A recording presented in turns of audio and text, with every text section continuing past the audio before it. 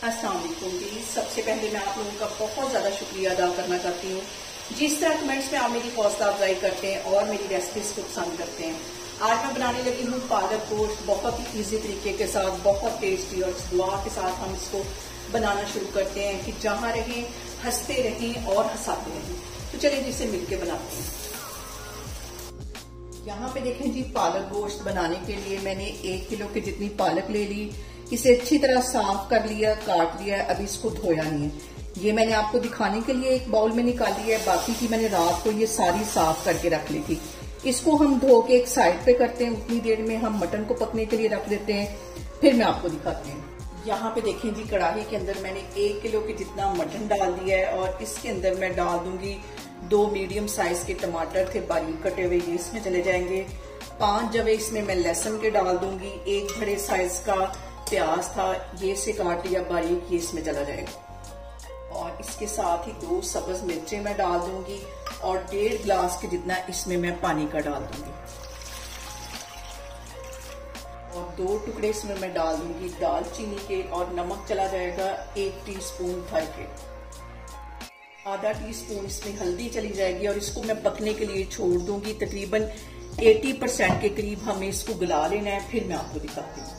और यहाँ पे देखें जी, मटन को पकते हुए तकरीबन 20 से 25 मिनट हो गए।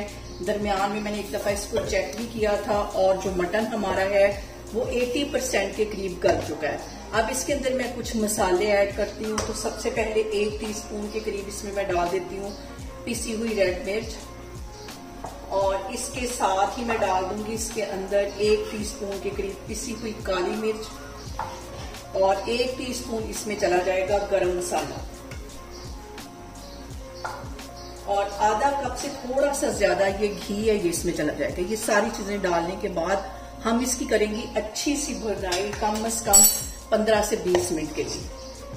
और दूसरी साइड पे मैंने जो पालक काट के रखी हुई थी, इसे 3-4 दफा पानी से मैंने वॉश कर लिया है। और यहाँ पे देखें जी, पालक को मैंने अच्छी तरह 3-4 दफा पानी से धो लिया है। इसको मैं एक साइड पे करती हूँ। और यहाँ पे देखें जी, मटन को भूनते हुए मुझे तकरीबन 15 मिनट हो गए, और इसको पानी का छींटा दे दे के मैंने भूना है ताकि इसका जो मसाला है वो जले नहीं। और अब इसके अंदर मैं पालक डालती हूँ, फिर मैं आपको दिखाती हूँ। यहाँ पे देखें जी, मटन के अंदर मैंने पालक डाल दी है।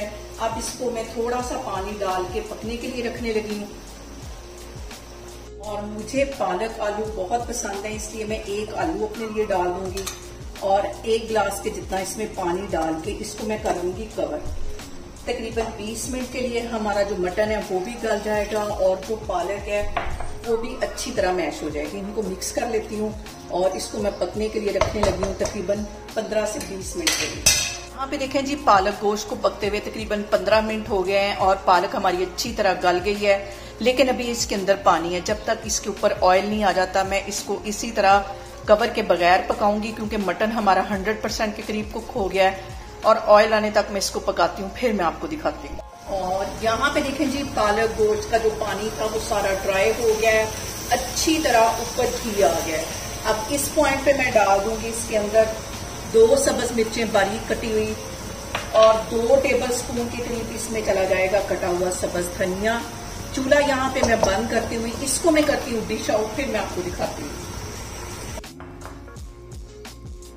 यहाँ पे देखें जी, सबकी ही फेवरेट और शादियों में जो सबसे ज्यादा पसंद की जाने वाली डिश है वो पालक गोश्त ही। आप इसे मेरे तरीके से बनाएं और मुझे कमेंट्स में बताएं कि आपको मेरी रेसिपीज कैसी लगती हैं, और मेरी वीडियोस को ज्यादा से ज्यादा शेयर करें और मुझे सब्सक्राइब करें, और अपना बहुत सारा ख्याल रखें। इंशाल्लाह ताला मैं एक और वीडियो में आपके सामने आऊंगी। अल्लाह हाफिज।